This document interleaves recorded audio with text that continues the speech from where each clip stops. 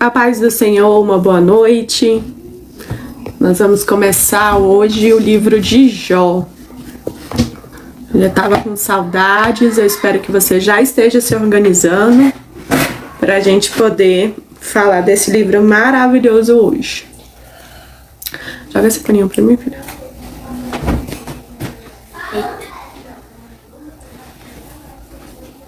Nós vamos dar aí de 5 a 10 minutos para todo mundo se organizar para entrar na live, né? Nós hoje vamos falar sobre o livro de Jó, tá? Todos os 42 capítulos de Jó, e a gente vai abordar um capítulo por dia. Então a gente vai abordar hoje o capítulo 1 e vamos aí até o capítulo 42, até a gente fazer o livro todo de Jó, tá bom? Então você se organiza. Todos os dias, às 10 horas da noite, a gente vai ter a live a respeito do livro de Jó, tá bom? Deixa eu ver. Vou pedir para vocês se organizarem, né? Você pegar a sua Bíblia, você pegar aí seu caderno. Vamos se organizar. Nós somos a Escola Bíblica Casa de Zadok, tá? A Escola Bíblica Casa de Zadok, ela é uma escola bíblica totalmente gratuita.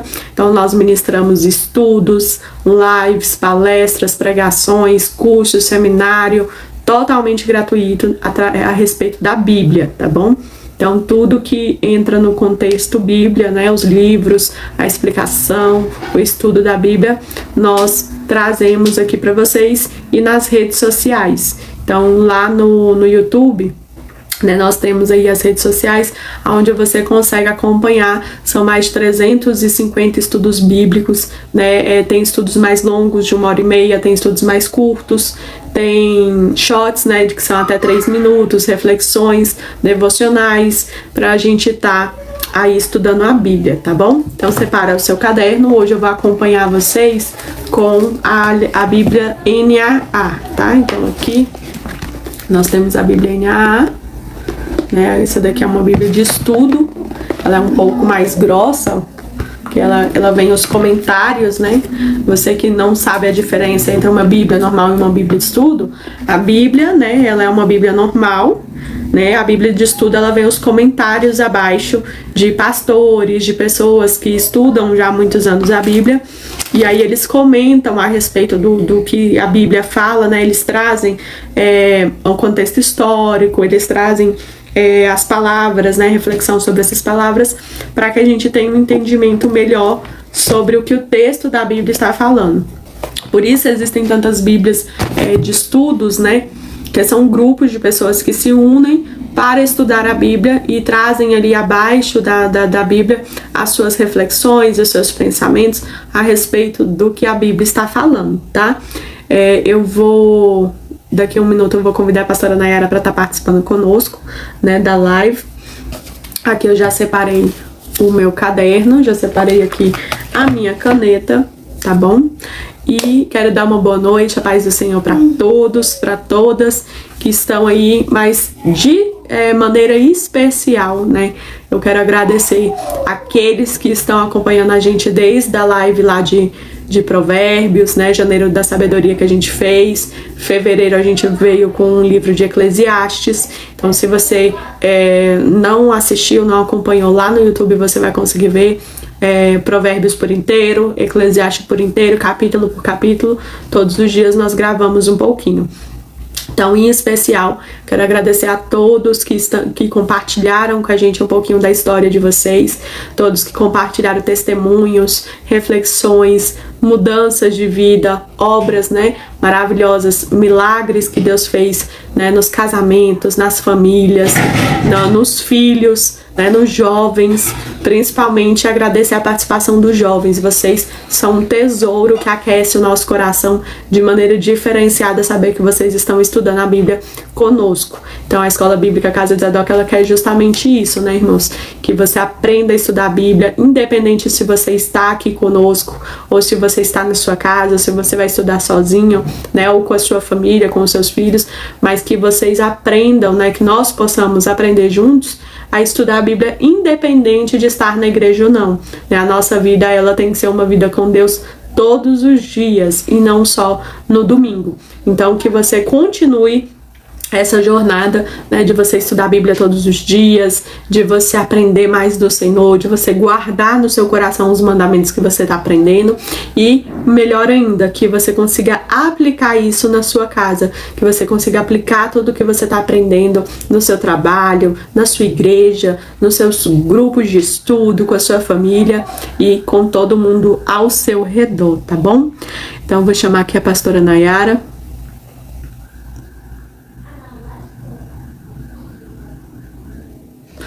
Hoje eu tenho uma grande bênção, né, para compartilhar com vocês. Estou enxergando. Olha que bênção.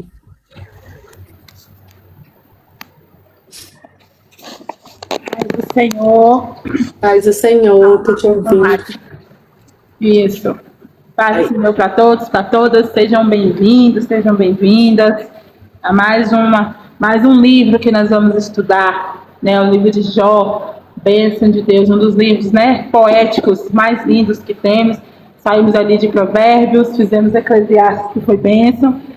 Quero aqui estender meu obrigado, né, a Bárbara já agradeceu, mas eu quero aqui agradecer a todos que estão nos acompanhando ali desde, né, de janeiro, quando nós começamos a fazer a leitura dos livros, a todos que nos acompanham aqui na live.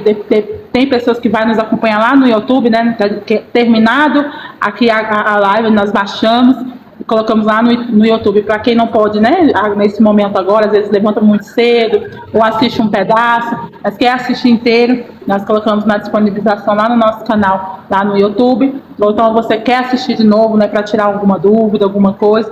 Então nós agradecemos, né, e o nosso intuito aqui é exatamente isso, de nós promovermos no seu coração a vontade de estar estudando a palavra, de estar lendo, de estar estudando, de estar mergulhando na palavra do Senhor. Hoje eu quero aqui trazer uma recomendação, né, de uma Bíblia que faz parte aqui do nosso apoio aqui da Casa de Zadok, que é essa Bíblia aqui, ó, Bíblia de Estudo Cronológica, né? Para quem gosta aí de estudo bíblico, ela é maravilhosa, eu vou estar lendo nela hoje. Ela é uma Bíblia assim, meio confusa para quem nunca pegou nela, né? Ela não está na ordem de costume, de que eu e você temos o costume de ver a Bíblia. Ela está na ordem cronológica da história, dos fatos. Para quem não sabe, né, está acompanhando aí pela primeira vez, a Bíblia ela não está na ordem cronológica. Ela está ali na ordem de sessões. Por exemplo, nós vamos começar a estudar o livro de Jó. O livro de Jó é um livro poético, então ele está perto ali de Salmos, né, de Provérbios, de Eclesiastes, de Cantares, que são os livros poéticos. Mas ele, por estar ali, na verdade, ele foi um dos primeiros, a questão de data, ele foi um dos primeiros livros a serem escritos. A história dele ocorreu, até entende-se ali, alguns historiadores acham que ele aconteceu ali junto da história de Abraão, né, ou ali Abraão, Isaac e Jacó, ou antes disso. Então, quando você pega a Bíblia cronológica, o livro de Jó está depois do livro de Gênesis. Ou seja, termina ali o Gênesis, na verdade termina ali com a morte de José, aí bem no meio já entra o livro de Jó, entendeu? Então, assim, então, ele está bem no comecinho mesmo. Então, para quem quer aprender a palavra aí, gosta dessas curiosidades, essa Bíblia é muito boa para você ter aí no seu acervo, para que existem histórias, né, bíblicas que começa aqui, aí daqui a pouco você pensa que ela é lá no começo e não é. Então, assim, ela é maravilhosa essa Bíblia para você ter no seu acervo. Você que gosta de estudo bíblico, gosta de se aprofundar, tenha no seu acervo essa Bíblia. Essa Bíblia, ela é muito boa, a Bíblia cronológica. E quando nós entramos nesse livro de Jó, é muito interessante porque é uma história muito linda, né? Alguns estudiosos dizem que essa história não existiu, é só um poema, né? Mas na verdade existiu mesmo, até porque eles preferem acreditar que Jó não existiu, porque aonde é que um homem vai ser provado por Deus nessa... Deus não ia fazer isso, entendeu? Com alguém. Não, mas na verdade, né? Na verdade, ele existiu, não é um conto de carochinha. E o mais incrível que aparece é que a gente fala muito da paciência de Jó. Não, Jó teve uma paciência. Na verdade, você vai descobrir que ele não era tão paciente assim, não. Na verdade, ser humano de carne e osso, entendeu? Questionador, vamos dizer assim, que questionava ele, né? Ele se questionava, ele não questiona Deus, tá? Quando você vai ver ali um embate, lá pra frente que nós vamos ler isso, capítulo 38, por aí, nós vamos ver aquele embate que ele começa a fazer um monte de perguntas para Deus. Na verdade, ali ele não está questionando de botar Deus na parede.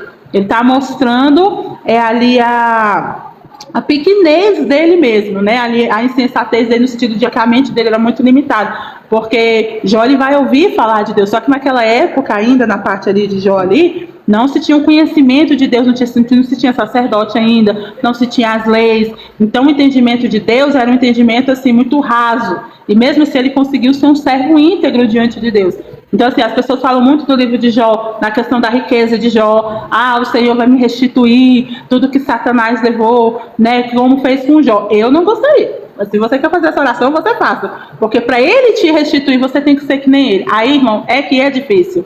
Entendeu? Você pedir uma restituição de algo que você é íntegro, porque as pessoas querem que o Senhor restituir algo de algo que elas não são íntegras com Deus, não são fiéis ao Senhor. Então, assim, nós iremos ler ele na totalidade dele. Nós não vamos ficar pescando, sabe? Que é o erro de quem gosta de pegar versículos isolados, histórias isoladas, ou a parte da história que eu queira. Então, assim, eu espero que esses dias, né, que serão dias, 42 dias, não, porque são 42 capítulos, eles sejam esclarecedores para você. Que às vezes a gente pega, Senhor, eu quero que o Senhor restitui o que Satanás me tomou. Senhor, eu quero que o Senhor me dê em dobro, como o Senhor fez com Jó. Eu não sei se você, depois desse estudo, você vai querer continuar fazendo essa oração, entendeu? Mas esse é o sentido do estudo bíblico. Então, sejam todos bem-vindos. A paz do Senhor para todos que estão aí. Eu estou acompanhando aqui nos comentários também. E é interessante, né, a pastora Nayara falando aí a respeito da Bíblia cronológica, é que essa Bíblia, né, ela é uma Bíblia, irmãos, que para quem nunca leu a Bíblia, né, nunca estudou, nunca veio para esse aprofundamento da Bíblia, ela é uma Bíblia muito confusa, né? Por quê? Porque as pessoas, elas não sabem diferenciar as épocas no qual a Bíblia foi escrita, a mudança de época, a mudança de cidade, de um livro para outro livro. Então, existem uma época ali, por exemplo, quando a gente faz a separação depois de Salomão, né, que os filhos dividem o reino, né, entre reino do norte e reino do sul, e fazem as divisões. Existem épocas que aconteceram simultâneos, né? Em alguns livros, um livro vai falar de um lado da história, o outro livro vai falar do outro lado. Então, a maior dificuldade, né, você que vai adquirir essa Bíblia, você que tem essa Bíblia, é fazer esse entendimento do que foi escrito, em que época foi escrito, esse acompanhamento. Então, leia, né? Se você tiver a oportunidade, leia essa Bíblia, mas se for, né, possível, monte um grupo de estudo para quando você tiver acesso a essa Bíblia, para vocês estudarem juntos, porque é uma Bíblia muito complexa para se estudar sozinho, né? Então, uma dica que eu dou para vocês é estude em conjunto, para que vocês consigam entender ali as épocas e você vai se surpreender. Por quê? Porque, por incrível que pareça, né, falando aí de Jó, Jó é um dos livros mais antigos da Bíblia. Então, a nossa Bíblia, nós pegamos ele lá no meio, a gente acha que Jó foi escrito assim, né, no meio do contexto, como a Nayara falou, um conto, né, de alguém que não existiu. Mas, biblicamente, há evidências de que ele foi uma pessoa, né? Tiago cita ele como uma pessoa. Ezequiel vai citar a história dele como uma pessoa. Então, não é um conto da carochinha, é uma pessoa que existiu e é uma história que existiu. Mas antes da gente começar a falar tudo de Jó, porque se deixar a gente já começa a contar tudo, vamos orar, porque não existe estudo bíblico sem orar, sem pedir o Espírito Santo para direcionar o nosso estudo, né? E tá trabalhando aí na minha mente e na mente de vocês. Então feche seus olhos por um instante. Senhor Deus Todo-Poderoso, Pai, muito obrigado pela graça, pela misericórdia, pelo cuidado, Pai, de mais uma vez estar aqui ministrando o Teu estudo, de estar juntos, Pai, compartilhando a Tua palavra.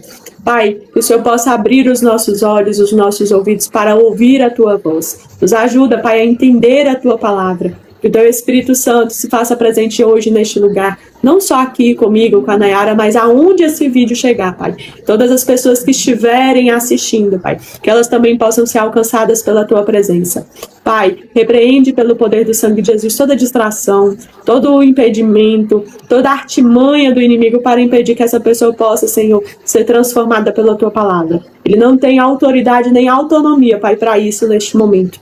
Que a Tua presença tenha liberdade para curar, libertar, transformar as famílias. Enquanto nós estivermos ministrando a Tua palavra, Pai, que o Teu Espírito Santo possa continuar, por graça e misericórdia, fazer grandes coisas neste lugar. Pai, desde já te agradeço por tudo, em nome de Jesus. Amém. Amém?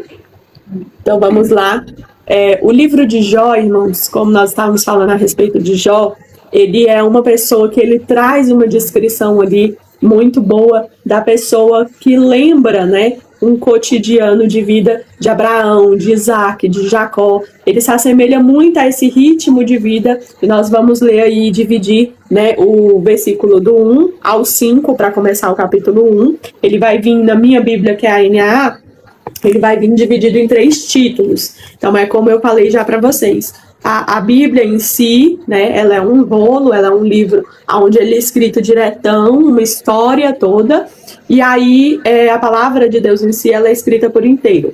Aí as pessoas, tá, irmãos, os homens, que foram estudar a Bíblia, para ficar de forma mais fácil para a gente estudar, para a gente compartilhar, para a gente ler nos cultos, foi feita a divisão de capítulos e de versículos. E aí a parte do homem inseriu aí os títulos. Por isso que os títulos de cada Bíblia, eles vão variar de acordo com a tradução da Bíblia que você tem. Algumas Bíblias não vão nem ter essa divisão de títulos. Algumas têm a escrita do capítulo por inteiro aí sem títulos. Então, na minha Bíblia, e a NAA, ele diz o título Jó, sua família e a sua riqueza, que vai do versículo 1 até o versículo 5, tá? A cronológica tem título, Nayara? Tem, ela é dividida em 2. Ela tem o prólogo, que é do 1 ao 5, que é isso que você vai ler, e é o primeiro teste de Jó, que é do versículo 6 até o 22. Ela é dividida em 2 partes. A segunda parte da minha vai vir do 6 ao 12, que é Satanás põe em dúvida a sinceridade de Jó, e por último, Jó perde os filhos e a riqueza, tá? O que é muito interessante a gente estar destacando, né? Existe um conflito aí espiritual, então a história ela vai começar abordando quem era Jó, né? E da onde ele era. Então vamos ler aqui do versículo 1 ao 5. Havia um homem na terra de Uz, cujo nome era Jó. Este homem era íntegro e reto, temia a Deus e se desviava do mal. Versículo 2. Nasceram-lhe 7 filhos e 3 filhas. Versículo 3. Tinha 7.000 ovelhas, 3.000 camelos, 500 juntas de boi e 500 jumentas. Também tinham muitíssima gente a seu serviço, de maneira que este homem era o maior de todos os do Oriente. Versículo 4. Os filhos dele iam às casas uns dos outros e faziam banquetes, cada um por sua vez, e mandavam convidar as suas 3 irmãs e comerem e beberem com eles. Versículo 5. Quando se encerrava um ciclo de banquetes, Jó chamava os seus filhos e os santificava. Levava-se de madrugada e oferecia holocausto, segundo o número de todos eles. Pois Jó pensava assim: talvez os meus filhos tenham pecado e blasfemado contra Deus em seu coração. E Jó fazia isso continuamente. Então, vamos lá. O livro de Jó, ele é um daqueles livros que nós não sabemos o seu autor, né? Alguns estudiosos colocam que foi Eliú, né, um dos amigos de Jó, né, o único amigo ali que passou ali, que Jó tem 3 amigos, irmão, que olha, antes não tivesse, viu? Mas tem um que, né, que é Eliú. Outros entendem que foi Moisés, até por causa que ele entra muito nessa época antiga, né, alguns tipos de dizeres, né, eles acham que, mas até então não se tem quem foi que escreveu Jó. Pode ter sido o próprio Jó que escreveu a sua história, até porque quando nós falamos do livro de Gênesis, os 5 primeiros livros da Bíblia foram escritos por Moisés, né? Gênesis, Êxodo, Levítico, Números e Deuteronômio foi escrito por Moisés.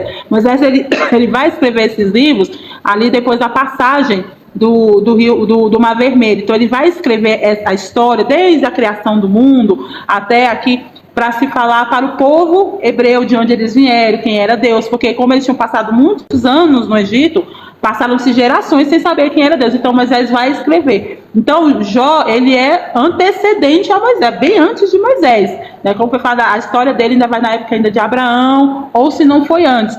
Então, assim, por ser uma história bem antiga, né, não se tem um registro do seu autor. né? Sabe-se que Jó viveu cerca de 200 anos, então ele, para tantos anos, era da época dos patriarcas.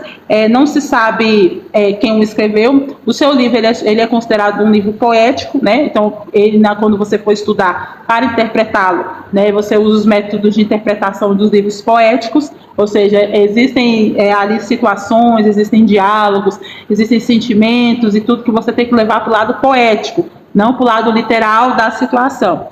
Mas qual é a importância, né, do que nós lemos aqui? Quais são as informações que nos são passadas?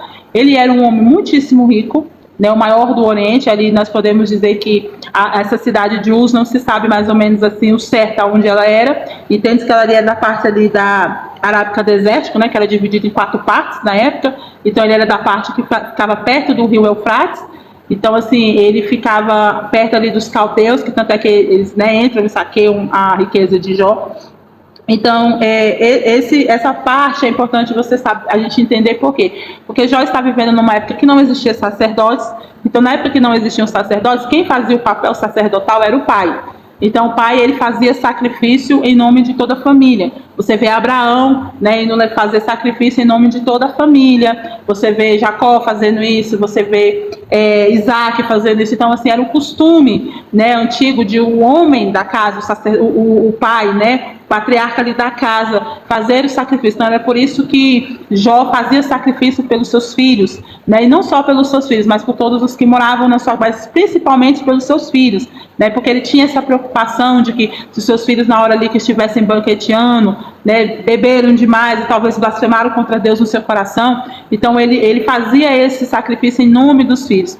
Mas uma das coisas que nós observamos aqui é que existem 2 características de Jó. Existe a característica espiritual, né, que ele era sincero, que ele era temente, que ele se desviava-se do mal, que ele era reto, e que ele tinha muitos bens. Aqui fala de toda a parte, né, dos tanto de camelo, de cavalos, ou seja, você vê que a prosperidade dele era uma prosperidade numérica, né, ele tinha muitos animais, tinha uma prosperidade de gente, né, ele tinha muitas pessoas na casa dele, né, os servos dele se vestiam bem. A Bíblia fala que os servos dos servos, ou seja, os terceirizados se vestiam muito bem. Então, assim, mas uma das características que eu acho maravilhosa é que ele se desviava do mal. Ou seja, ele era sincero, né, ele era reto, tanto com Deus como com as pessoas, com seus filhos, e ele se desviava do mal. E aí ele se preocupava, né, com os filhos, não só o bem-estar dos filhos, né, os filhos tinham suas casas, né, como ele fala assim, que quando os filhos se reuniam, né, então assim, os seus filhos tinham suas casas, ou seja, ele era reto com os filhos, mas ele se preocupava com o espiritual dos seus filhos. Ele se preocupava em oferecer sacrifícios em nome dos filhos, porque ele tinha medo dos filhos serem blasfemados com o Senhor. E aqui nós vemos a importância do pai, né, aos irmãos que estão aqui nos ouvindo, a importância do pai, do cabeça, ter essa preocupação. Hoje nós vemos homens que falam assim, eu pago água, eu pago luz, eu pago a escola, está feita a obrigação, entendeu? E você vê aqui um homem que ele não tem só a preocupação de dar uma roupa boa para os filhos, de dar uma casa para os filhos, de deixar uma herança boa, ele tinha a preocupação do relacionamento de Deus na casa. E olha como isso é importante para os dias de hoje. Né? Ele ali como sacerdote da casa, tendo essa representação, ele ter esse cuidado de pensar se os filhos dele também entendiam quem era Deus. Ou seja, os filhos deles tinham um banquete, os filhos deles entendiam a riqueza que o pai tinha, estavam envolvidos nessa riqueza porque eram bem tratados, tinham servos.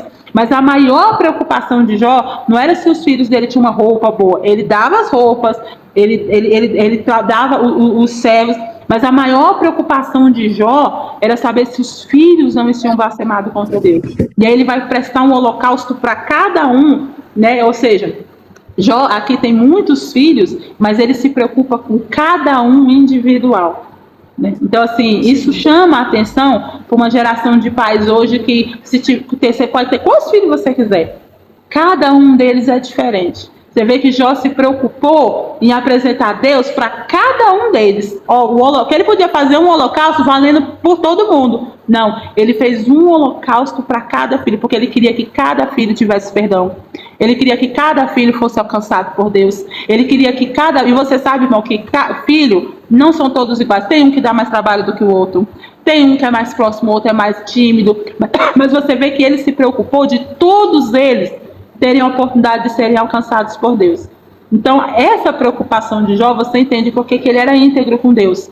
Ele fez com que os seus filhos, na sua individualidade, mesmo sendo muitos filhos, irmão, ele veio na individualidade de cada um e apresentou Deus. E ficou preocupado de se eles estavam agradando ao Senhor. E ele fez com que cada um deles pudesse ser alcançados por Deus. Então fica essa reflexão aqui hoje para os pais, né, os obreiros que estão nos acompanhando. Seu filho sabe quem é Deus? Seu filho foi apresentado? Você consegue sentar com seu filho, falar com ele? Isso é uma preocupação que está aí no seu caderno de preocupações? Ou será que você só está preocupado com água, com luz? Eu tenho que dar uma boa faculdade para esse menino, eu tenho que dar um bom emprego para ele, entendeu? Eu tenho que colocar ele numa boa escola, eu estou pagando a pensão direito, sabe? Eu vejo ele a cada 15 dias, estou fazendo o meu papel. Mas será que você também está fazendo o papel espiritual? Você está prestando holocausto pelo seu filho? Você está se esforçando? Você está se sacrificando para que ele conheça Deus também? Né? Porque olha a importância que esse homem não precisava fazer isso, irmão. É assim, ó, eu já conheço Deus, entendeu? Os filhos já eram grandes.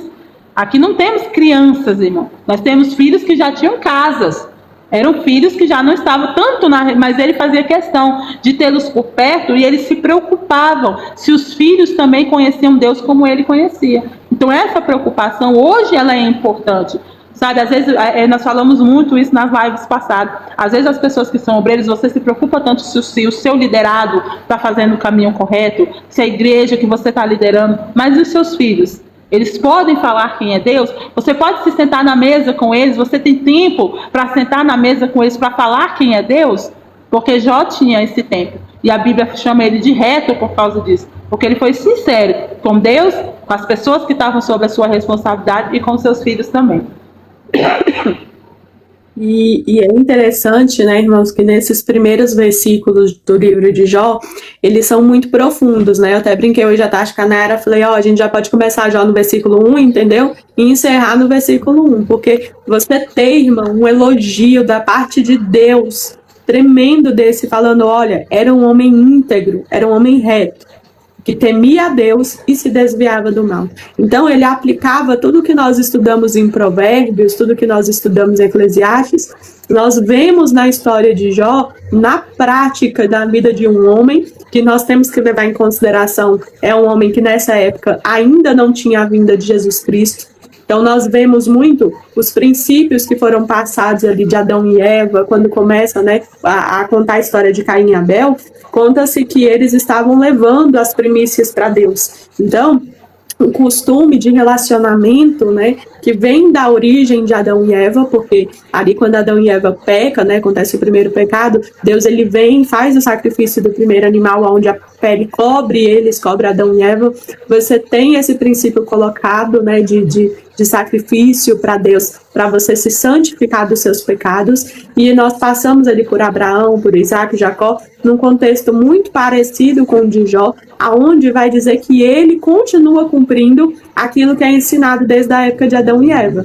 Então, quando cita-se, nasceram-lhe 7 filhos e 3 filhas, ele tem todas as propriedades dele, que aí vem contando as propriedades e vem contando também os servos que ele tinha. É muito interessante porque nesse contexto bíblico, né, já se tem o costume de você valorizar o filho homem, né? Ele conta aqui que havia 7 filhos homens e havia as filhas mulheres. Para um contexto histórico dessa região, as filhas mulheres, né, não teriam aquela obrigação de vir para o banquete, de serem chamadas, de participarem. Por quê? Porque a partir do momento ali dos 12 anos de idade, como nós já falamos em outras lives, a menina ela já era dada em casamento, já tinha, não tinha essa divisão que nós temos de criança para jovem, para depois adulto. Tinha-se lá a fase da criança, completou-se os 12 anos, as mulheres já começavam a ter casamentos. Então, a partir do momento que essa mulher ela casava,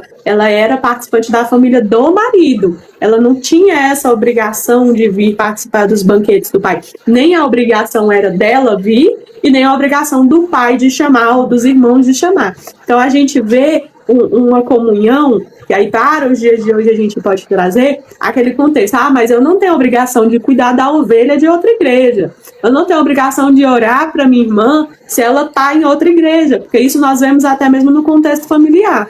Nós temos, às vezes, uma família que cada um congrega numa igreja diferente. Tem religiões diferentes, né?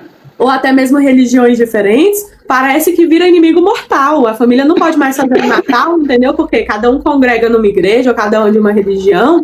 Eu não tenho mais essa obrigação de orar pela minha irmã, entendeu? Ou de orar pelo meu irmão, ou pelo meu familiar, porque ele parece que está em Nárnia. Mas às vezes ele só está congregando em outra igreja, ou ele está servindo, né, outra religião, mas ele continua sendo seu familiar.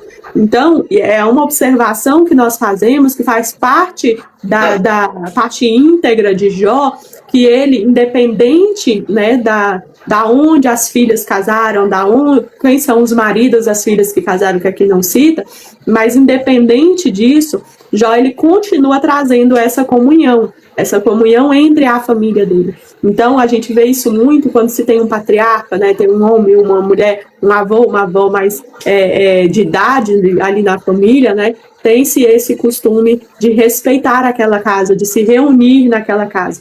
Então, você hoje, se porventura a religião, né, a religiosidade, a placa da igreja, ou seja, o que for do ministério, tem feito desmanchar essa comunhão, esse vínculo entre você e a sua família, entre você e os seus familiares, né, que a gente possa resgatar esse vínculo. Né? Aqui ele vai falar, olha, os filhos dele iam às casas uns dos outros, no versículo 4. Então, não era aquele que todos se reuniam só na casa do pai. Eles iam nas casas uns dos outros. E eles faziam banquetes, como a Nayara falou, um de cada vez. Ele não pegava todo mundo no mesmo bolo. Só que ele falava, e convidava as suas irmãs a comerem e beberem com eles. Então, essas reuniões, irmãos, era uma mesa, era um banquete que era feito. Não é aquele negócio assim, eu só vou fazer, entendeu? Se for um culto, porque todo mundo é obrigado a louvar, cantar 3 hinos, dar palavra, orar, se santificar. Não. A palavra vai dizer que Jó fazia um banquete em reunião e eles comiam, bebiam juntos e conversavam. O holocausto, para a santificação, ele vinha depois que acabava esse ciclo de comunhão.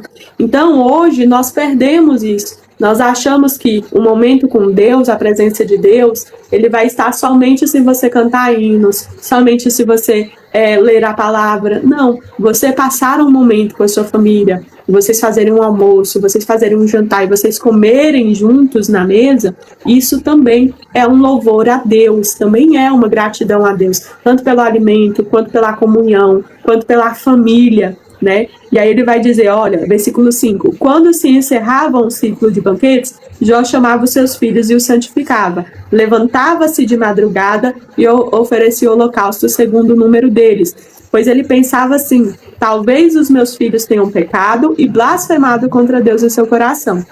O que eu quero chamar a atenção? Jó, nessa época, irmãos, ele não tinha igreja. Então nós temos aí um pensamento de que somente as pessoas que estão dentro de um templo de 4 paredes e bateu o ponto, que tirou a foto, que filmou, somente essas pessoas servem a Deus. Nós temos um pensamento de que somente essas pessoas, elas temem a Deus e somente estar na igreja vai ser reconhecimento de valor diante de Deus. Mas aí eu chamo a atenção, né? Abraão, Isaac, Jacó, Jó, são homens e mulheres que não tinham igreja, não congregavam em igreja. Eu não estou dizendo para você sair da templo, né?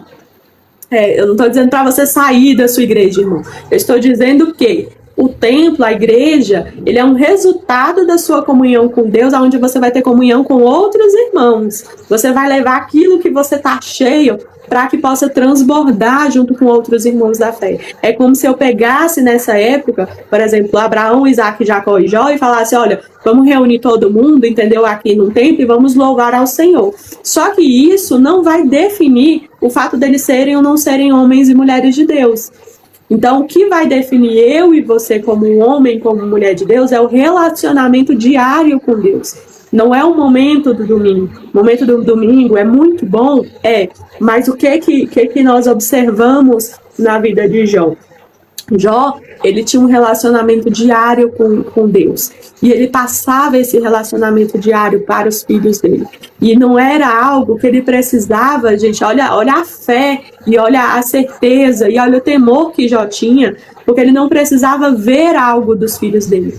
A Bíblia não vai falar, olha, Jó viu seus filhos fazer algo errado, e ele foi lá e fez o sacrifício. Não, Jó pensou que os filhos em seu coração, porque às vezes em respeito ao pai, o seu filho ele não fala algo na sua frente. Eu conheço pessoas que não bebem na frente dos pais, em respeito à criação dos pais, não fuma na frente dos pais em respeito aos pais. Então, mas o fato de Jó saber, olha, talvez no coração deles, talvez eu não estou vendo, mas a intenção pode ter pecado contra Deus. Então, até mesmo a intenção do coração, que é o que importa, eu já vou santificar eles.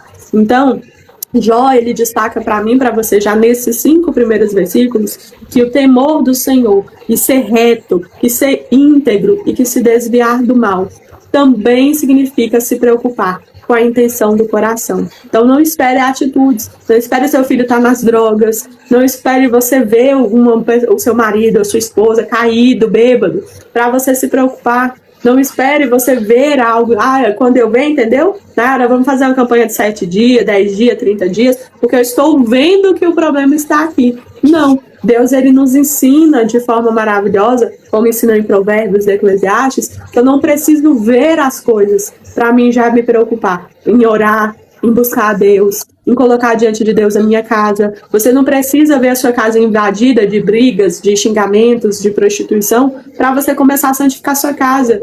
Né, Bárbara, minha casa tá tudo ok, entendeu? Minha casa, todo mundo serve a Deus, todo mundo teme a Deus, nós vamos para a igreja. Você não precisa ver.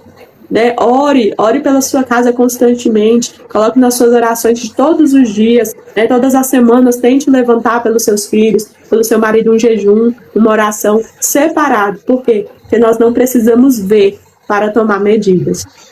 E aí ele vai continuar dizendo do versículo 6 ao 12 assim: num dia em que os filhos de Deus vieram apresentar-se diante do Senhor, veio também Satanás entre eles. Versículo 7.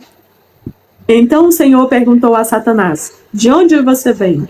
Satanás respondeu ao Senhor: de rodear a terra e passear por ela. 8. E o Senhor disse a Satanás: você reparou no meu servo Jó? Não há ninguém como ele na terra. Ele é um homem íntegro, reto, que teme a Deus e se desvia do mal. Versículo 9. Então Satanás respondeu ao Senhor: será que é sem motivo que Jó teme a Deus? Versículo 10. Não é verdade que tu mesmo puseste uma cerca ao redor dele, da sua casa e de tudo que ele tem? Abençoaste a obra das suas mãos e os seus bens se multiplicaram na terra. Versículo 11. Mas estende a tua mão e toque em tudo que ele tem, para ver se ele não blasfema contra ti na tua face. Versículo 12. Então o Senhor disse a Satanás: você pode fazer o que quiser com tudo o que ele tem, só não estenda a mão contra ele. Então Satanás saiu da presença do Senhor. Essa parte do que lemos aqui, ela é muito reveladora a algumas questões sobre Satanás, né? Então vamos por partes. Na Bíblia a gente tem Satanás e diabo. Qual a diferença de um para o outro? Na verdade, é só questão de tradução. Né? Então, falando do mesmo ser. Satanás é um nome hebraico, tá? Para acusador, aquele que fica à espreita. Né? A Bíblia fala que ele fica ali ao derredor. E diabo é uma palavra grega que quer dizer acusador. Então, um é no hebraico e outro, então, por exemplo, Satanás vai ser mais normal você ver ali no Velho, né, no Antigo Testamento, né, isso é chamado de Satanás, porque é o acusador, aquele que fica à espreita, e diabo você vai ver mais ali no Novo Testamento, né, que já é no grego, que também quer dizer a mesma coisa. Então, temos algumas informações que é dado aqui. No versículo 6, fala assim: vindo o dia em que os filhos de Deus vieram apresentar-se perante o Senhor. Esses filhos de Deus aqui são anjos, né? Quando os anjos vão se apresentar diante de Deus, e aí a Bíblia fala que eles se apresentam ali diante de Deus, talvez ali num tribunal, alguma coisa ali da questão. E Satanás, ele vai junto também.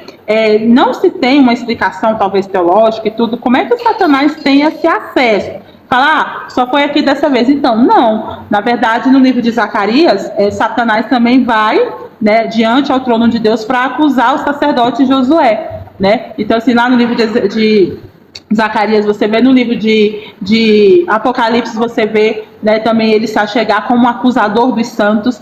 Então ele tem esse, não é esse acesso de que ele entra na hora que ele quer. Mas por quê? Porque ele precisa de uma autorização da parte de Deus para tocar e fazer. Então, assim, esse entendimento que as pessoas têm que o inimigo faz o que ele quer, a hora que ele quer, da maneira que ele quer, não, irmão. Ele tem um controle limitado por Deus. Ele, para fazer, para ele tocar, né, para ele ter o domínio sobre algo ou sobre alguém, ele tem que ter a permissão de Deus. Mas, pastor, Deus permite isso a partir do momento que o homem cai no seu pecado, porque o homem foi dado o domínio da terra. Mas por causa do pecado, ele perde esse domínio. E aí Satanás, ele se torna o príncipe deste mundo. Ou seja, ele se torna o dominador do mundo, não dono do mundo. Dono do mundo, o controle do mundo ainda está nas mãos do Senhor. Então, quando ele se achega na presença do Senhor, é Deus que fala: você viu o meu céu? De onde é que você está vindo?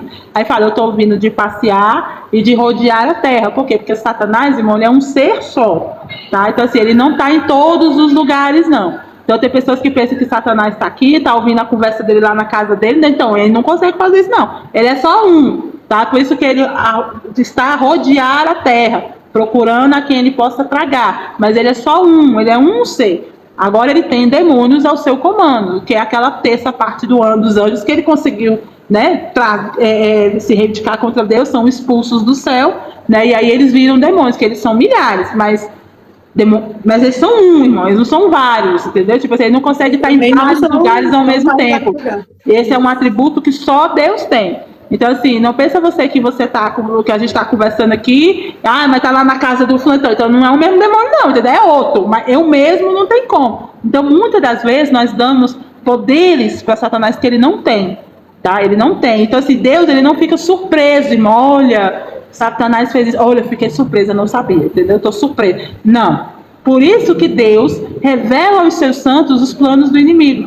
Ele revela aos seus. O Senhor não faz nada, irmão, sendo que ele não revele aos seus.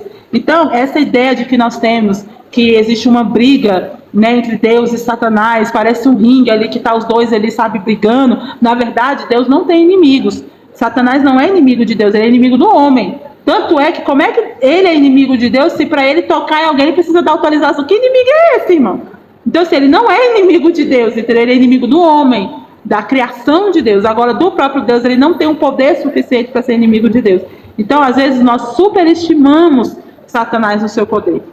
E, às vezes, também não damos noção ao poder que ele tem. Ele tem o poder de enganar, ele tem o poder de mentir, de ludibriar, de trazer as pessoas para longe de Deus. E ele usa isso de várias estratégias. A estratégia do inimigo é nos tirar de perto de Deus, porque quando nós nos tiramos para perto do Senhor, e qual é o maior intuito que ele está? É de fazer as pessoas blasfemarem contra Deus, falar contra Deus. E é isso que ele vai indagar a Deus. Ele fala: olha, você vê o que quer que você faz, como você protege tudo que ele tem. E aqui está uma coisa maravilhosa, que é o mesmo, olha como é que Satanás é, o mesmo pensamento que ele tem em Jó, ele vai ter com Jesus lá na hora da tentação. E sabe por que ele acha que Jó é adorador? Porque Jó tem. E ele sabe que se ele der, a pessoa adora, irmão, com força. Ele não fez isso com Jesus? Olha, Jesus, se você me adorar, eu te dou todos os ouros da terra. Por quê? Porque ele sabe que os olhos do homem, o coração do homem é movido por essas coisas. Então, o único que te oferece adoração em troca de ouro e prata não é Jesus. Jesus, ele não precisa que você dê alguma coisa para, né, para ele te dar algo. Eu vou dar esse ouro aqui que Jesus... Não é ele que faz essa troca. Não é. E desde o início ele está falando aqui. Ele chega para o Senhor e fala assim: você sabe por que ele te adora? Por que ele faz holocausto? É porque Jó não tem problema. Jó tem riqueza, Jó tem boi, Jó tem filho, tem prosperidade.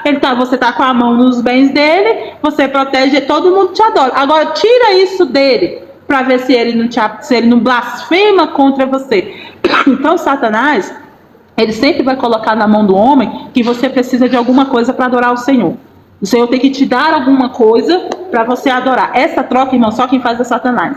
Ele fez isso com Jesus. Olha, você me adora e em troca da sua adoração, eu te dou ouro, eu te dou pão, entendeu? Eu faço essas pedras, eu faço... Então, o único que faz troca de adoração aqui, barganha, é Satanás. Deus não faz. Então Deus, ele nunca vai chegar para você e vai falar assim, olha, me dá 100 que eu te dou 1000, entendeu? Põe 10 dentro do envelope que eu te dou 400. Quem está ensinando isso é cultura de demônios, irmão. Porque Deus, ele não promete isso para ninguém, não. Quem faz isso, quem troca adoração por dinheiro é Satanás. E ele fez isso com Jó, ele fez isso com Jesus. Ele fez isso no livro de Apocalipse, porque ele fala que as pessoas eram ludibriadas pelo poder dele. Por isso que eles tinham a marca da besta. E a marca da besta dava o quê? Dava poder de compra, dava poder para eles. Então, cuidado com os ensinos que mostram que para você adorar a Deus, você tem que ter uma troca. Você adora a Deus que Deus te dá um carro, você adora a Deus que ele cura a sua enfermidade, você vai servir a Deus, entendeu? Vai na igreja cumprir lá a tabelinha, toma todas as ceias do ano, vai em todos os cultos que Deus vai te abençoar, tu nunca vai passar por uma prova, tu nunca vai passar por uma... É esse tipo de pensamento, só tem um que faz isso, não é o Senhor. O Senhor, ele não troca a adoração dele por nada. Ele não barganha a adoração a ele. Não. Se você está adorando ao Senhor, se você está servindo ao Senhor, para você ter seus bens multiplicados, entendeu? Eu tenho uma vaca, agora eu vou ter 5, entendeu? Então eu vou adorar a Deus para ele me dar. O Senhor não faz essa troca. Tem um ser que faz essa troca, mas não é o Senhor. Então, assim, eu sei que é muito doído para alguns que estão nos acompanhando ouvir isso. Mas a estratégia do inimigo, e vai me dizer que o raciocínio dele está errado. Tá, não, irmão. Não está errado. Ele falou assim, você sabe por que ele te adora? Porque o Senhor protege, porque o Senhor guarda, porque o Senhor dá para ele. Tira, deixa ele passar fome, deixa ele passar frio, para ver se ele... Satanás conhece a essência do homem, irmão. Ele sabe que quando você está em dificuldade, você é diferente de quando você está bem. Quando você está com saúde, que você está próspero, que você está não sentindo uma dor na unha. Ele sabe que você é diferente, entendeu? Quando você quer alguma coisa. É a essência do homem. Ele fez isso no Jardim do Éden. Ele trocou uma intimidade por um conhecimento. Ele trocou uma intimidade por Deus por uma dúvida. Ele colocou e falou assim, Eva, mas será que se tu comer vai acontecer isso mesmo? Aí ele veio com Deus, irmão, na mesma coisa. Será que ele te ama mesmo? Tu acha que ele te ama mesmo? Ou ele ama os gados que você dá? Será que ele... Aí, irmão, é a parte surpreendente para mim e para você. Deus nos conhece. Deus, ele sabe se você está servindo ele por causa dos bezerros e da vaca, ou é porque você serve ele de verdade. É por isso que o Senhor vai falar assim, então vai lá. Só não trisca nele. Mas no que ele tem, vai lá, pega, e vê com os seus olhos. Se é isso que está fazendo ele adorar. Vamos reverter isso para mim e para você. Será que Deus pode falar isso de mim e de você? Ah, não, minha filha me adora porque me ama. Não é porque quer casar, não. Não é porque quer trocar de carro, não. Não é porque quer ser curado, não. Não é porque quer viver uma vida diferente, não. Não é porque quer cargo, não. Me ama mesmo. Toca no cargo dela. Toca na saúde. Será que o Senhor pode dar esse testemunho de mim e de você? Porque Ele nos conhece, irmão.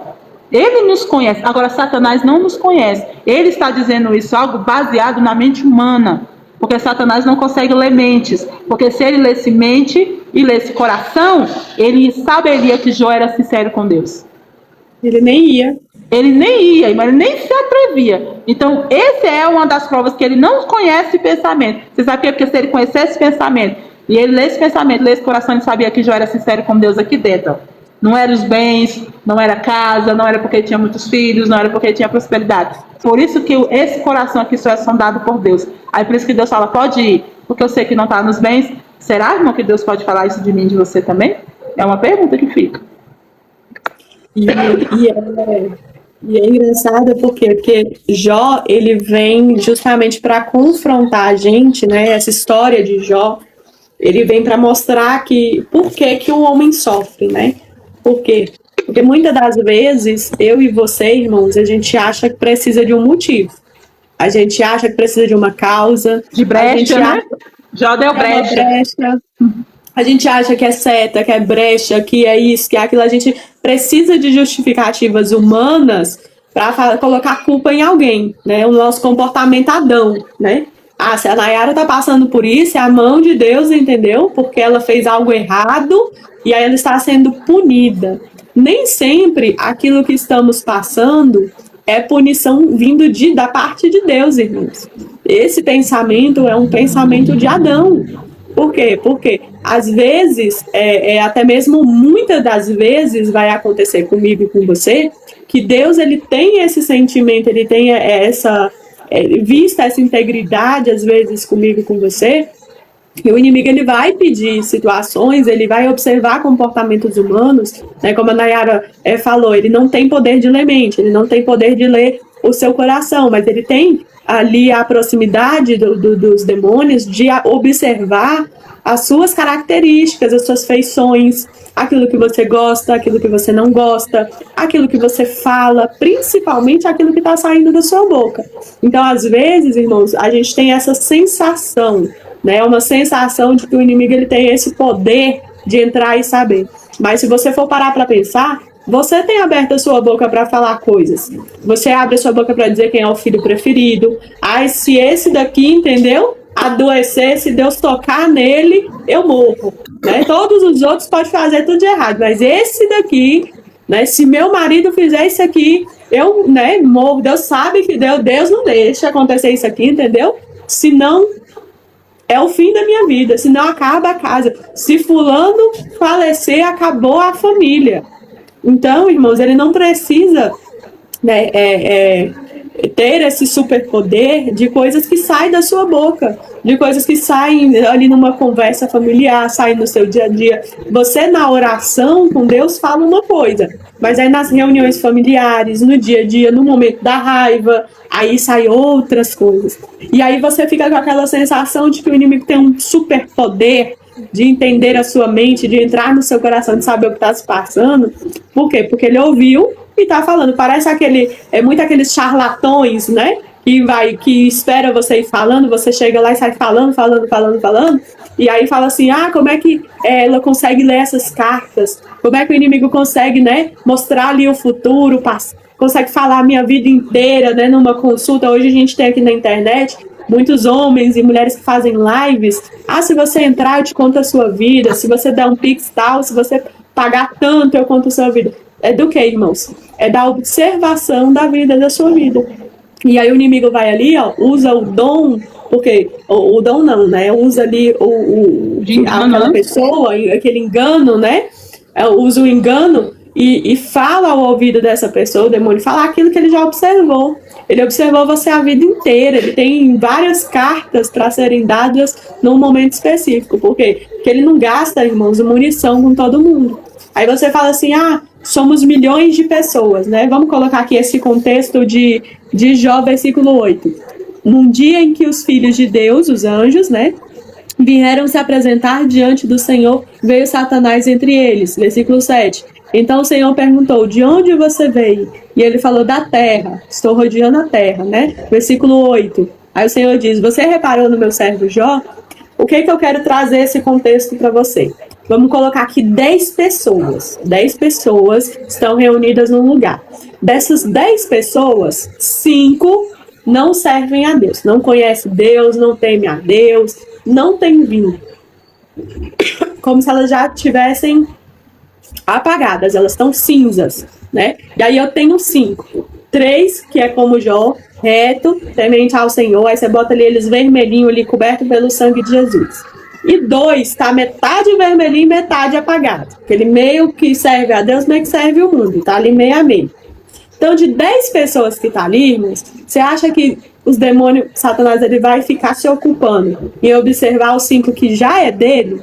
Não. Eles vão focar em observar os outros 5. Por quê? Porque o objetivo dele é fazer com que esses que servem a Deus, eles deixem de servir. Então ele vai observar, ele vai acusar, ele vai procurar situações que saem da sua boca. Porque o que é dele, ele vai lutar para quê, irmãos? Porque Jó, ele vai vir trazer para mim, para você, uma das coisas mais sensacionais, que para quem é descrente nisso, né? É que existe uma guerra espiritual constante. Não é conto de fadas, não é algo que aconteceu só hoje, entendeu? Não. O mundo espiritual invisível, uma guerra constante, ele vai acontecer mesmo. Desde o primeiro dia, quando você nasce, até o último dia de vida sua. Por quê? Porque esse sentimento de tempo, de dias, meses e anos, irmãos, é nós que sentimos, é a parte humana. Vamos colocar aí para Deus. O que é para Deus um dia ou 1000 anos? Da mesma maneira, o que é para o inimigo um dia ou 1000 anos? Para eles estavam aqui desde a fundação do mundo. Então, para mim e para você é que isso faz diferença. Para mim e para você é que isso tem que ser observado aonde a gente vai temer a Deus, aonde a gente vai ser resiliente, né, todos os dias, ter essa conduta com Deus. E não, a gente bate muito nessa tecla, né, de você não ser cristão só no domingo, de você não se preocupar em orar só um dia na semana, de você não procurar ler a Bíblia, ter um relacionamento com Deus só uma vez. Por quê? Porque Jó vai deixar isso bem claro, que ele tem essa constante preocupação em tentar, em tirar a gente ali e fazer essa troca, como a pastora Nayara falou, né? Um dos maiores indícios de que não é algo vindo da parte de Deus é quando eu e você tem que trocar alguma coisa para merecer a graça de Deus ou a misericórdia de Deus. Jesus Cristo, ele já veio, morreu na cruz por mim e por você. Não existe troca, irmãos, que eu e você, não existe dinheiro no mundo, não existe prata, não existe ouro, né? Não existe campanhas de dinheiro que vai fazer com que Deus mova o coração dele mais ou menos para mim e para você. A oferta, ela pode ser dada? Pode. Se você quiser contribuir para o templo, para a igreja se manter, porque ela tem água, ela tem luz, né? Se você quer ofertar para uma pessoa, né, um pastor, uma pastora que vive daquele recurso para fazer a obra, um missionário, uma missionária que vive daquele recurso para viajar o mundo, para poder pregar a palavra de Deus, mas você está fazendo isso em gratidão a Deus, em gratidão e reconhecimento por conhecer Ele e por saber da graça e misericórdia dele. Não é uma troca, nenhum investimento, eu estou dando 100 para receber 1.000, né? Eu estou dando 1.000 para o meu filho ser salvo, eu estou dando 3.000 para o inimigo não tocar na minha vida. Isso não é proteção. Não existe nenhum voto que você vai fazer com Deus de dinheiro financeiro, irmãos, que vai colocar uma cerca para impedir o inimigo de não entrar na sua casa, na sua família. Jó, desde essa época, mesmo antes da vinda de Jesus, ele vai dizer isso aqui. Olha como esse versículo ele é maravilhoso. Ele vai dizer assim, versículo 9. Então Satanás respondeu ao Senhor: será que sem motivo que Jó teme a Deus? 10. Não é verdade que tu mesmo puseste uma cerca ao redor dele, da sua casa e de tudo que ele tem? Então, irmãos, não é a questão financeira que vai fazer com que Deus coloque uma cerca na sua casa. Não é a quantidade de dízimo, de oferta, porque tem pessoas, irmãos, que passam fome, que vende bens, que deixam de pagar contas, que não compram roupa para os filhos, para cumprir votos que a igreja impõe. Isso é um absurdo. Por quê? Porque a Bíblia vai dizer para mim e para você, Jó, ele era um homem íntegro e reto diante de Deus, ele temia a Deus. É o temor a Deus e se desviar do mal que fazia com que Deus colocasse uma cerca nele, fazia com que Deus protegesse tudo que era dele, inclusive os bens, a casa, os filhos e tudo. Então, não é dinheiro que protege? Não, não é dinheiro que protege. O dinheiro é uma consequência de gratidão, porque você é grato por tudo que Deus está te dando. Porque a partir do momento que eu tenho um temor do Senhor, que eu tenho aí, me desvio do mal e que eu tenho uma vida reta com Deus, irmãos, eu vou me preocupar com o próximo.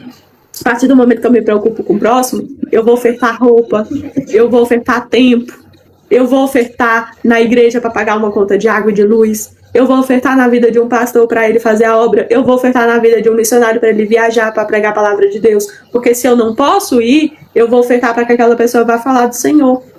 Então, vou fazer isso? Vou, mas em gratidão ao Senhor, não para merecer a proteção dele ou para ter a proteção dele. E aí ele continua assim, versículo 13. Um dia, quando os filhos e as filhas de Jó comiam e bebiam vinho na casa do irmão mais velho, 14, veio um mensageiro a Jó e lhe disse: os bois estavam lavrando e as jumentas estavam passando junto a eles. Versículo 15. De repente, os sabeus atacaram e levaram tudo. Mataram os servos a fio de espada. Só eu consegui escapar para trazer a notícia. Versículo 16. Enquanto este ainda falava, veio outro mensageiro e disse: fogo de Deus caiu do céu e queimou as ovelhas e os servos, destruindo todos eles. Só eu consegui escapar para trazer a notícia. 17. Enquanto este ainda falava, veio outro mensageiro e disse: os caldeus se dividiram em 3 bandos, atacaram os camelos e os levaram embora. Mataram os servos a fio da espada. Só eu consegui escapar para trazer a notícia. 18.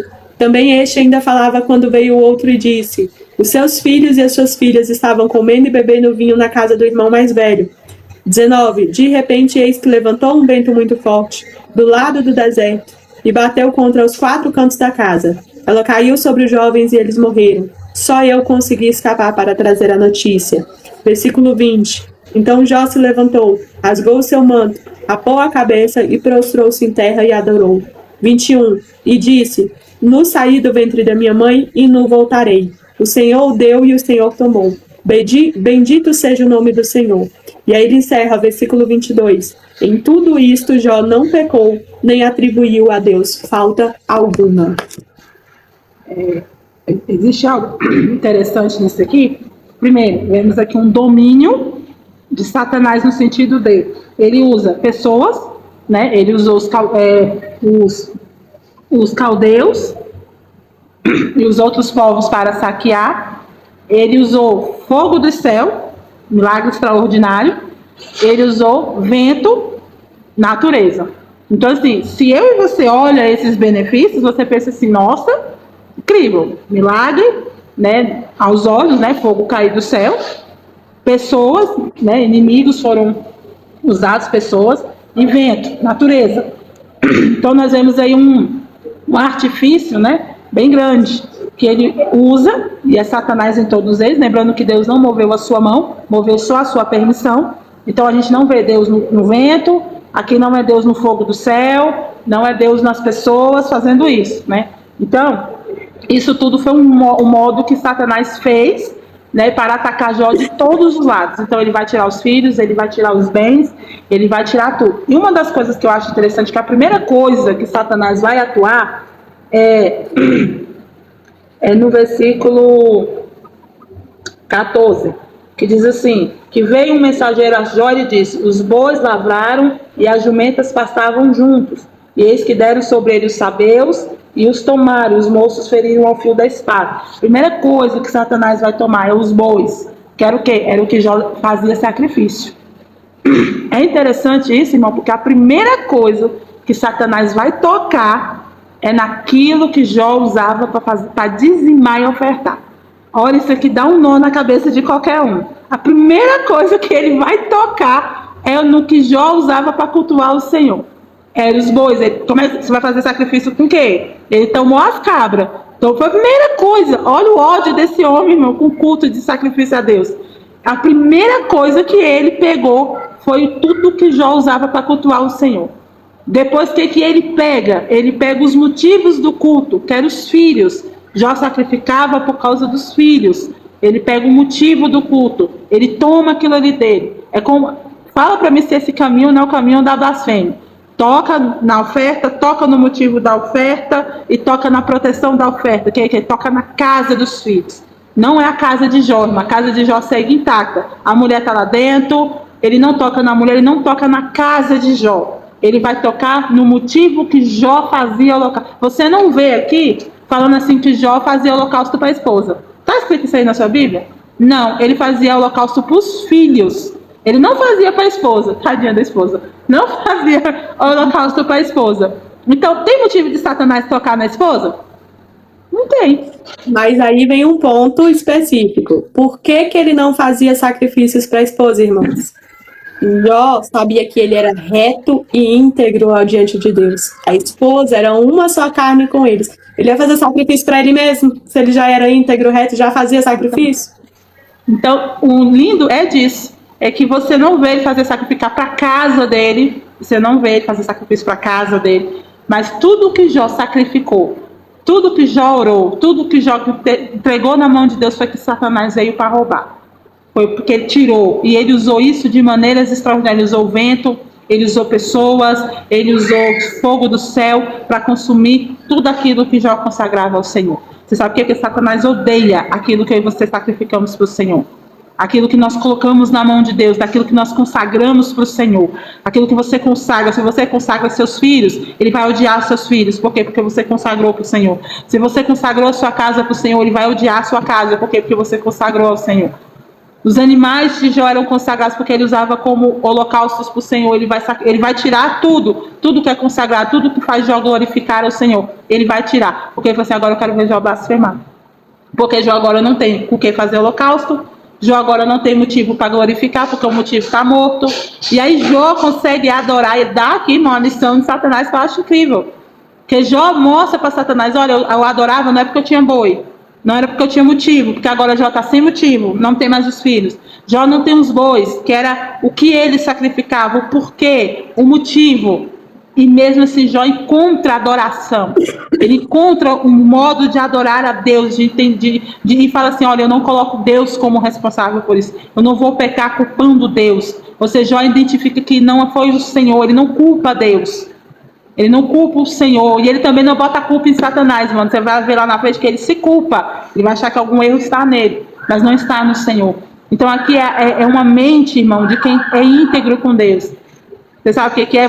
Jó não estava adorando porque tinha.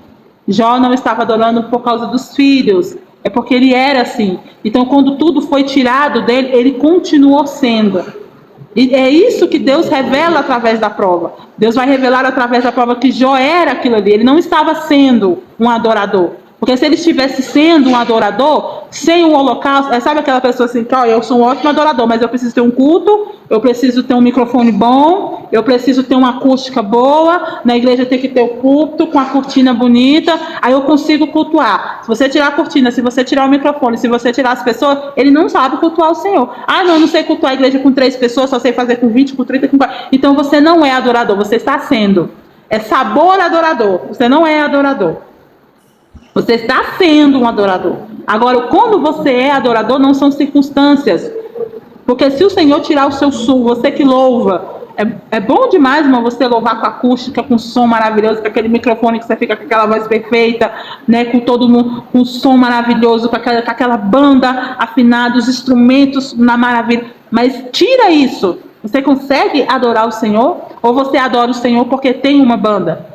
Você adora o Senhor porque tem um microfone bom? Você prega? Eu prego, eu ministro, porque tem muitas pessoas, porque tem um microfone equalizador que a minha voz vai sair maravilhosa. Tá, e se tira esse microfone equalizador, e se tira as pessoas, bota só um. Você continua sendo? Você é adorador? Ou você deixa de ser porque não estão pagando quanto você vale? Entendeu? Não estão dando a oferta que eu mereço, não estão me tratando como devem me tratar? Porque Jó está mostrando aqui que ele é adorador, ele não está sendo adorador porque é por causa dos bois, o boi foi tirado. Ele não está sendo adorador por causa que tinha os filhos foram tirados. Não era por causa dos camelos, os camelos foram tirados. Não era por causa dos servos foram tirados. Ele continua adorando, ele achou motivos para adorar, porque ele é adorador, ele não está sendo. Nós estamos vivendo uma época que as pessoas estão sendo adorador. Você sabe que a igreja está bonita, a acústica está bonita, o entretenimento está bonito, só que uma hora isso cansa. Cansa o entretenimento, cansa a dança, cansa a palavra de autoajuda, os coach, tudo isso cansa. Aí vai chegar uma hora que a palavra te confronta e você não gosta. Chega uma hora que Deus fala mais forte com você, você não gosta. E aí nós provamos para nós mesmos, porque Deus ele já nos conhece, porque Deus não ficou surpreso, irmão, com a reação de Jó. Ele já sabia. Quem é o inconsequente aqui é Satanás, que ele não tem a consciência de Deus. Ele tomou todos os motivos de Jó adorar. E Jó adorou porque Jó não está sendo adorador. Ele é adorador. Ele é adorador na saúde, ele é adorador na doença, ele é adorador na alegria, ele foi adorador no luto. Quando tudo foi tirado, ele continua sendo, ele é adorador. Por isso que o Senhor fala assim, nos últimos dias irão me adorar em espírito e em verdade. Os verdadeiros adoradores me adorarão em espírito e em verdade. Por quê? Porque ele vai ser adorador, ele não está sendo. Porque quando você está sendo um adorador, é porque você se agarra em motivos. Olha, eu estou sendo adorador porque o Senhor me deu o emprego que eu quero. Eu estou adorando o Senhor porque eu estou no cargo que eu quero. Eu estou adorando o Senhor porque o ministério está do jeito que eu quero. Tá, e se for tirado? Você continua adorando ou você deixa de adorar porque, Senhor, agora saiu tudo do trilho? Eu estou no cargo que eu não quero, estou fazendo coisa que eu não quero, estou no ministério que eu não quero. Você consegue adorar ao Senhor sem você ter o boi, sem você ter a casa cheia de filhos, sem você ter banquete? Porque agora acabou o motivo do culto do Jó.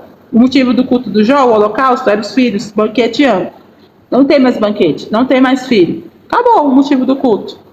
Satanás achou que tinha acabado o motivo do culto. Falou assim, Jó vai adorar agora pelo quê? Qual o motivo da adoração de Jó? Ele achava que o motivo da adoração de Jó eram os filhos. Na verdade, o motivo da adoração, ele falou assim, olha, eu vim nu e vou voltar nu. Bendito seja o nome do Senhor. Ele deu, ele tomou. Olha, irmão, eu vou falar uma coisa para você. Pensa aí, Satanás orgulhoso. Ele gosta de colocar as assinaturas dele. Jó não reconheceu nem que foi ele. Entendeu? De ter todo o sacrifício que ele fez, Jó poderia falar assim: olha, Satanás, eu sei que foi tu. Nem o mérito ele ganhou. Nem a atenção de Jó ele ganhou. E olha que foi, dessa vez, irmão, foi Satanás. Poderia ter botado a assinatura dele lá no quarto. Jó nem reconheceu. Falou assim: sabe o quê? Satanás não tem domínio na vida dele. Ele falou assim: só quem pode tocar na minha vida é o Senhor. Então, se deu, o Senhor toma. Então, olha o que serve, irmão. Temos muito o que aprender. Temos que caminhar muito nessa caminhada para chegar perto. Muito mesmo. Nós vivemos uma época cristã que é impossível você reivindicar que Deus te dê o dobro como deu a Jó. Porque nós não chegamos a ser nem 1% do que ele é. Nem 1%, irmão, do que ele é. E eu não estou falando de bois, eu não estou falando de cabras, eu estou falando de sinceridade com Deus. De você reconhecer Deus no bem e você reconhecer Deus no mal. Dizer: Senhor, se foi as tuas mãos, glória a Deus por isso. E você deixar Satanás assim: poxa, mas fui eu que fiz, entendeu? Cadê o meu reconhecimento? Cadê os meus aplausos, entendeu? Não tem. Você sabe que não há espaço de glorificação para Satanás. Eu acho essa a parte do livro de Jó, para mim, essa parte é fantástica. Ele olhar para essa calamidade e ainda conseguir ver a mão de Deus no meio disso, irmão. É fantástico. É fantástico. E é engraçado que aí eu vou destacar essa parte, né? Que Satanás, ele é acusador, né? Ele vem, ele tem todo um prazer de pedir para Deus, falar assim: ó, deixa eu fazer, né? Aquele orgulho, aquela soberba, eu vou tocar. Porque ele poderia muito bem, irmão, ter falado: ó, o senhor tira, entendeu? O senhor faz. Não, ele fala: deixa eu fazer, deixa eu tocar, deixa eu tirar tudo. E aí ele consegue essa permissão da parte de Deus. E aí a gente pode observar, irmãos, que quando é os bois, ele rouba os bois. Quando é os camelos, ele rouba os camelos. Agora tem um simbolismo aqui muito importante que você vê uma diferença, que é as ovelhas, né? O cordeiro. Ele pega, ele taca fogo, né? Onde ia ser o fogo do sacrifício para Cristo, ele taca fogo naquilo ali que seria sacrifício para Cristo. Ele mata todos os servos para não dar nem oportunidade, entendeu? De continuar, ele mata todo mundo.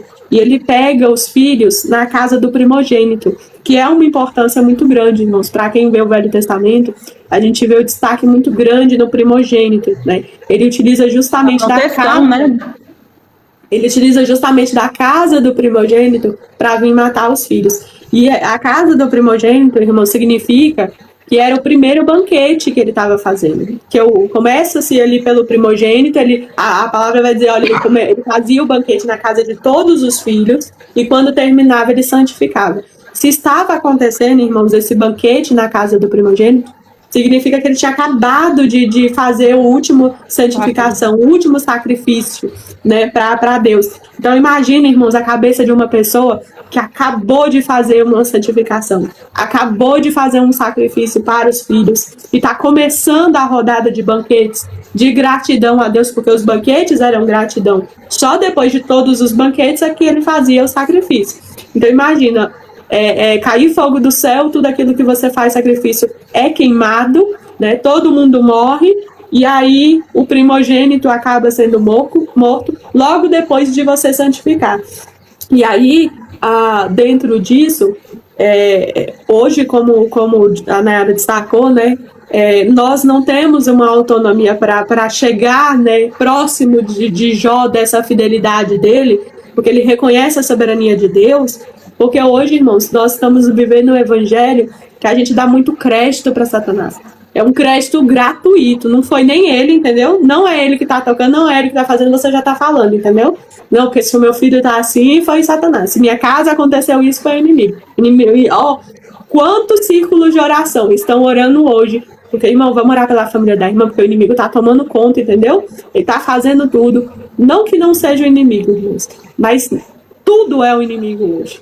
Tudo é ele. Nós tiramos a parcela de culpa das pessoas, nós tiramos a parcela de culpa dos filhos, dos pais, da igreja, e nós colocamos tudo na mão de Deus. E tiramos até do inimigo, e tiramos até mesmo aquilo que Deus está fazendo.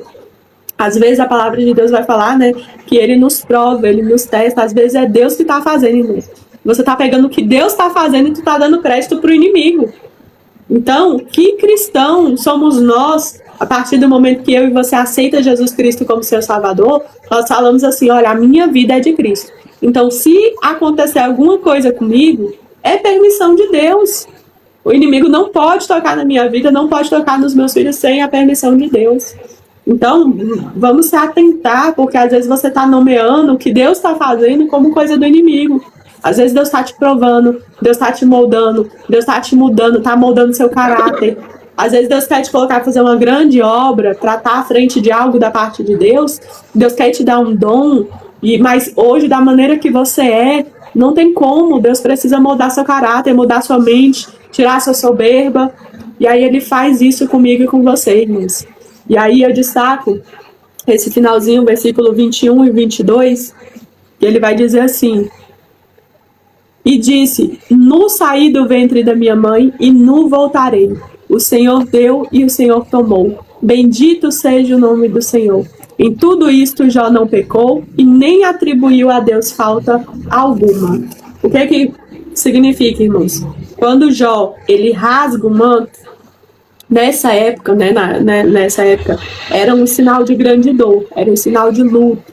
Ele estava mostrando para Deus e para o mundo, para todo mundo que estava ao redor, que ele estava assim em luto, né? Ele raspa a cabeça, então ele mostra que ele perdeu muitas pessoas, que ele está triste. Ele faz um sinal de humilhação, né? Ele cai em terra ali, mas ele também, ele adora em extrema reverência de que Deus continuava sendo Deus. Então você que está anotando, você vai anotar aí 5 pontos muito importantes. Deus, ele não perde o controle, irmãos. Quem perde o controle é nós. Nem para achar o controle nós serve. Deus não perde o controle. A fé não depende de resultados. Jó perdeu tudo, destruiu tudo. A fé dele em Deus não dependia do que ele estava vendo.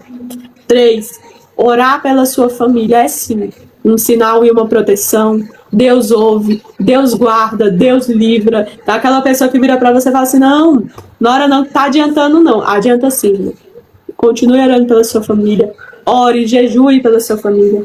4. Sentir dor e tristeza não significa que você deixou de confiar em Deus. Por quê? Porque nós vemos Jó raspar a cabeça, rasgar as vestes, cair no chão, meter a cara ali na terra, adorar a Deus. Mas isso não significou que ele deixou de ser humano. Eu e você, irmãos, temos a autonomia sim, de sentir tristeza, dor, raiva. Temos sim, mas o que importa é a atitude que nós temos. É a intenção que está no nosso coração diante de Deus, diante do que está acontecendo. Então vai haver circunstâncias que eu e você vai estar com muita dor? Vai haver circunstâncias, às vezes você perde um filho, né? Nós vemos um caso aqui na região de Brasília, que aconteceu essa semana, muito triste. Eu me comovi muito com esse caso, que a filha, ela estava andando de moto, e ela sofreu um acidente e o caminhão, ela caiu da moto, um caminhão passou por cima dela, ela faleceu. O pai dela, que era um policial, estava próximo, foi para a ocorrência, ele viu que era a filha dele e ele se matou. Então, irmãos, é uma tragédia assim, descomunal, né? A gente sabe que era a filha dele e tudo. A dor, ela não é tirada de nós. Nós temos essa parte humana de sentir dor, de sentir tristeza, mas é a forma com que nós agimos que mostra quem nós somos, né? Um pai, nessa situação, né, mostra o desespero da alma dele, às vezes um momento sem Deus, naquele momento, fez com que ele entrasse numa aflição tão grande que ele foi capaz de tirar a própria vida. Então, quando nós temos uma certeza em Deus, a gente consegue confiar, mesmo numa tragédia dessas. Deus, ele tem a sua autoridade, ele tem o seu controle, né? Eu não estou aqui para tirar o luto, né, dos pais, das mães que perdem um filho, né? Mas eu quero aqui consolar da parte de Deus você, que seja um dia, um ano, ou 20 anos, ou uma vida toda que você viveu com seu filho, com a sua filha, a diferença para Deus, ele não tem essa diferença, né? Se foi Deus que recolheu, se foi Deus que levou por algum motivo, louvado seja o nome do Senhor, né? Deus ele não está pedindo para você não sofrer. Você pode, sim, como Jó, sofrer, sentir dor, sentir saudade, botar isso para fora, fazer terapia, né? Consultar o psicólogo, estar com a sua família ali junto, se consolando. Por quê? Porque eu vejo a igreja, principalmente a igreja brasileira, tem esse costume de quando nós passamos por um luto, virar para mim, para você e falar, olha, não sofre, entendeu? Porque se você confia em Deus, não chora, tá? Porque se você tá chorando, você tá mostrando que não confia em Deus, entendeu? Então não chora, engole o luto. Tem uns que a pessoa tem que ir pro velório enterrar e acabou. Parece que viveu outra vida, entendeu? A pessoa não pode ter saudade, tem que continuar com os compromissos no ministério, tem que continuar pregando, tem que continuar indo, louvando, tem que continuar fazendo tudo como se nada tivesse acontecido. Deus não pede isso de mim e de vocês, irmãos. João mostra para mim e para você que ele não deixou de ser um homem íntegro, ele não deixou de ser um homem reto, ele não deixou de ser um homem temente a Deus.